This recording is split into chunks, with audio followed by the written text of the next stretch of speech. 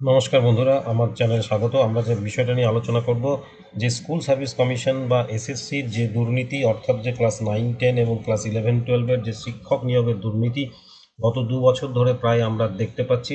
সেই দুর্নীতি তদন্ত হচ্ছিল এবং সেই তদন্তে শান্তিপ্রসাদ সিনহা সহ অনেকেই কিন্তু এসএসসির চেয়ারম্যান প্রাক্তন তারা কিন্তু জেলে রয়েছেন।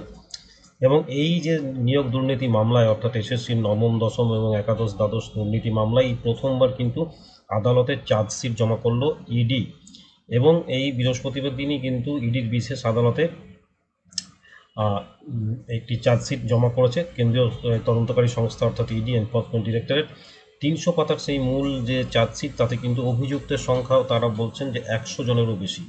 স্কুল সার্ভিস কমিশনের যে উপদেষ্টা ছিলেন শান্তিপ্রসাদ সিনহা, প্রসন্ন রায় যে মিডলম্যান সহ কিন্তু 18 জন এবং 90টি বেশি সংস্থার কিন্তু নাম রয়েছে।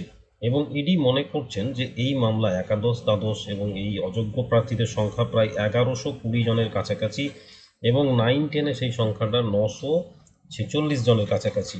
এবং মিডলম্যান, একাধিক এজেন্ট যুক্ত রয়েছে এই যে দুর্নীতিতে, এবং গোটা রাজ্য জুড়ে বিভিন্ন এজেন্ট, মিডলম্যান যুক্ত রয়েছে।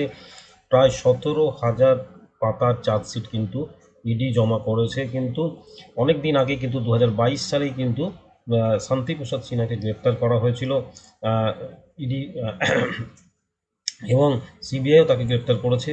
এবং ভুয়ো নিয়োগপত্র দেওয়ার যে অভিযোগ, এই শান্তিপ্রসাদ সিনহা, যিনি কিন্তু উপদেষ্টা কমিটিতে ছিলেন, তাকে কিন্তু তৎকালীন শিক্ষামন্ত্রী পার্থ চট্টোপাধ্যায় তাকে কিন্তু ওই পদে বসিয়েছিলেন এবং তাকে দিয়েই এই দুর্নীতিগুলো কিন্তু করানো হতো। এখন বিষয় হচ্ছে এই মামলা এরপর চলবে, এরপরে এই মামলার যে প্রসিডিংস হবে তার পরবর্তীকালে আমরা দেখব যে সত্যিকারের যারা অভিযুক্ত, অর্থাৎ যারা দুর্নীতি করে চাকরিতে ঢুকেছেন, তাদের চাকরি সত্যিকারেই যে যাচ্ছে কিনা, এটা কিন্তু বাংলার মানুষ দেখতে চাইছে।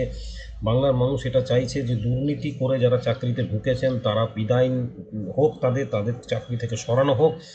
আদালত তাদের কি শাস্তি দেবে সেটা আলাদা কথা, আর্থিক জরিমানা করবে, তাদের জেল জরিমানা করবে, সেটা আলাদা ব্যাপার। কিন্তু তাদের চাকরি থেকে সরিয়ে যারা প্রকৃত কিন্তু মেধাবী, যারা যারা কিন্তু প্যানেলে আসার, যাদের মেরিট লিস্টে, তাদের মেরিট অনুযায়ী অন মেরিট যাদের চাকরিটা পাওয়ার দরকার ছিল, তারা যেন চাকরিটা পায়। এবং এই দুর্নীতি যারা আছে তাদের করেছে এই শতাধিক ব্যক্তি, বিভিন্ন সংস্থা, তাদের যাতে অবশ্যই সাজা হয়।